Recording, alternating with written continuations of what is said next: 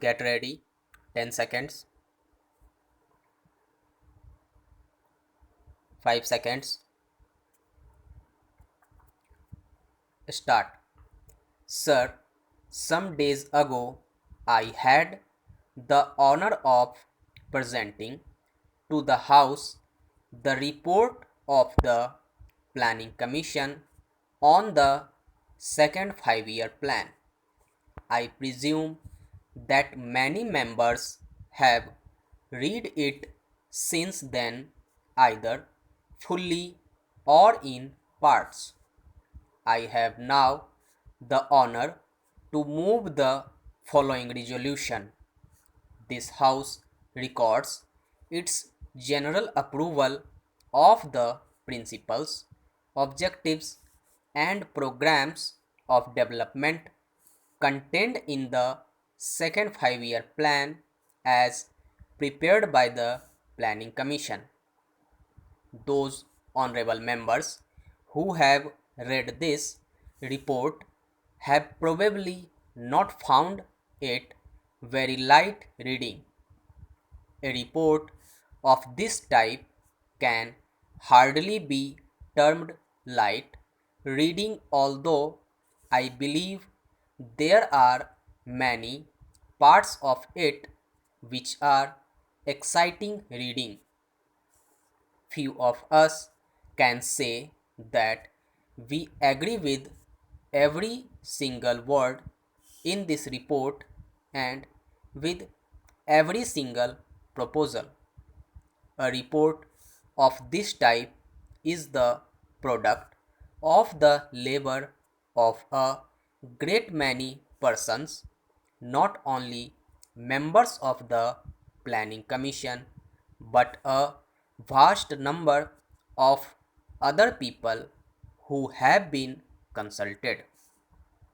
Among them are experts of our own country and of foreign countries and others representing various interests and professions in the country. As with all joint products, there is an attempt to meet different viewpoints. I hope this House will view the report as a whole, keeping in mind the unity of approach, objectives, methods, and principles underlying it, and not so much the details.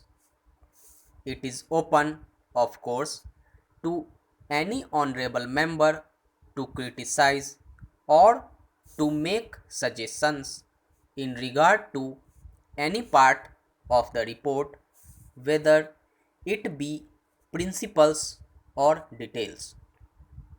But I submit that the important thing is to get hold of the main principles. I propose, therefore, to deal with the broad principles only.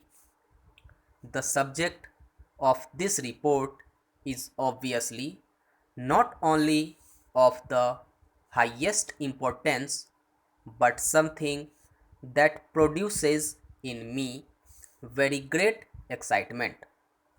It is an exciting subject because it deals with the future of 360 millions of people.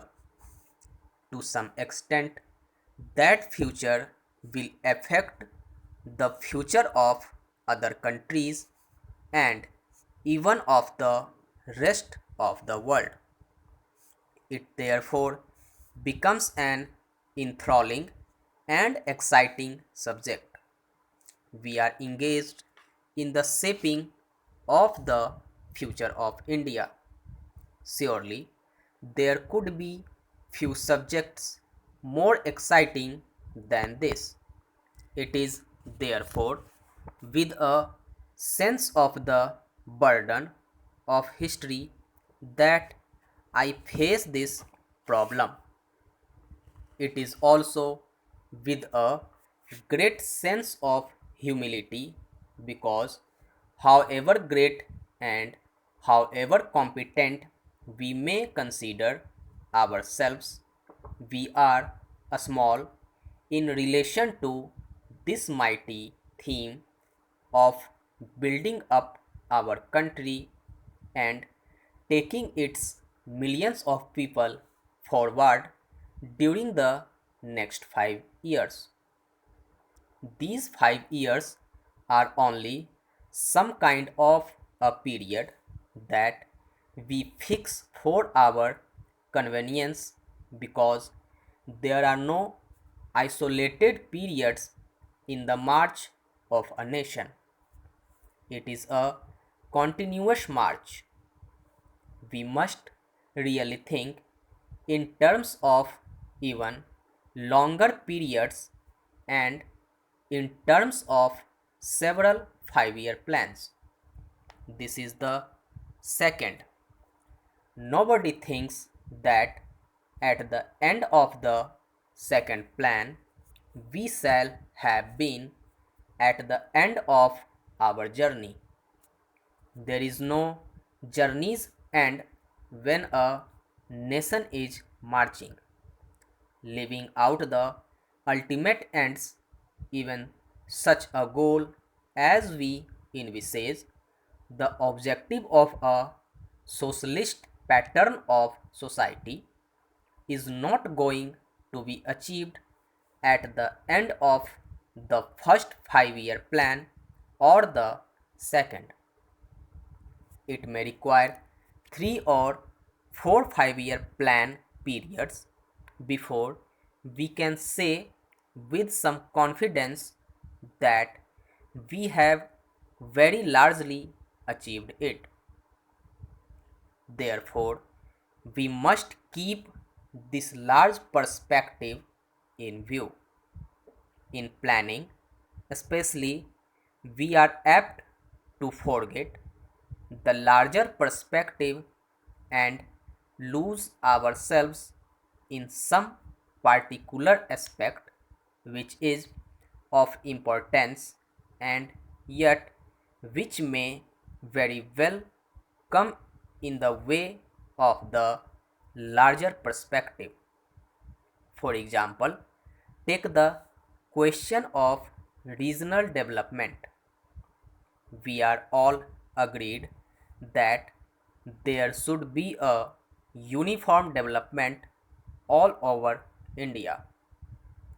We are all agreed that disparities not only as between individuals in regard to income but as between the various areas in India should be removed, that there should be equality of growth and opportunity all over India.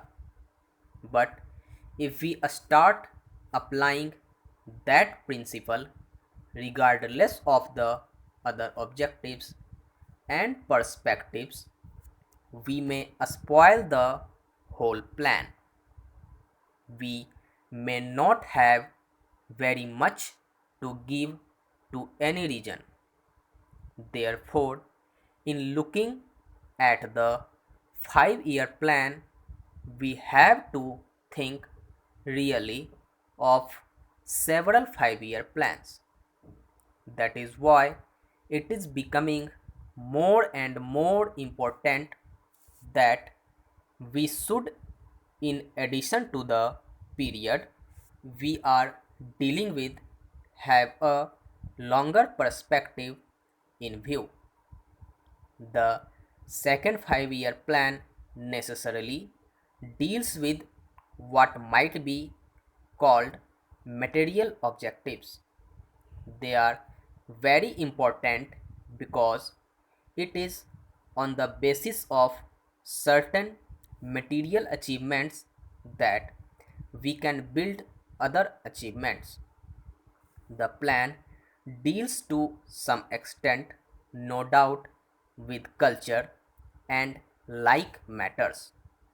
Nevertheless, it confines itself chiefly to material advance. that does not mean that we attach no importance to other aspects.